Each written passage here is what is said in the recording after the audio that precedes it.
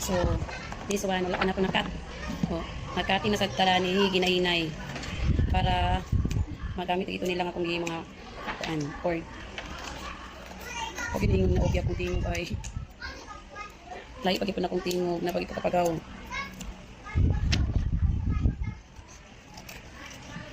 Ang buhaton ani is kadumdum atong laminate na ko. This one, kani. Ang resulta ni kaning letter ni makuibutan din ni. Kaya dayon magpalayon ko. Nakoy pa-form nga mga words. And then dubli, maka-spelling sila. Makabasa. May na lang yun kung saan natong pamaagi. Para lang yun ang bata makabasa. Pero kada mas ang feelings ng bata makabasa na oy. Munang as teacher pandyod kung bati yun o sa mga bata ayun ulatan din ako kaninde all stopin na ni S so ayun half ayun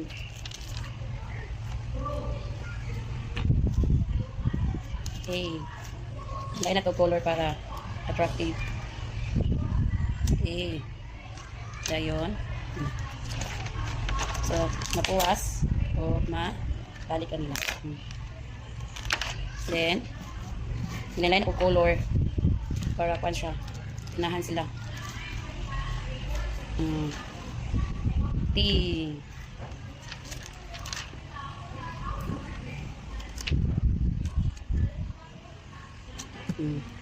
Ngayon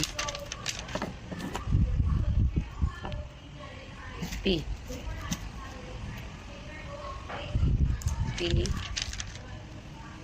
I yun sa I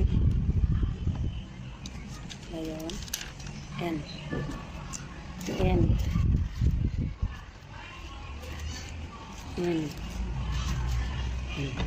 here so siya.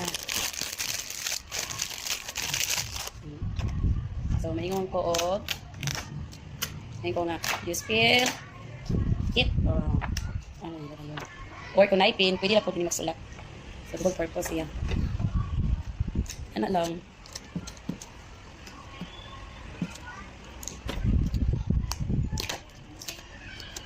pero pwede na good siya ganit mostly English man lang yung magamit pero pwede na ka maghimo kag letters for example M, A, S mo kung plano man maghimo ko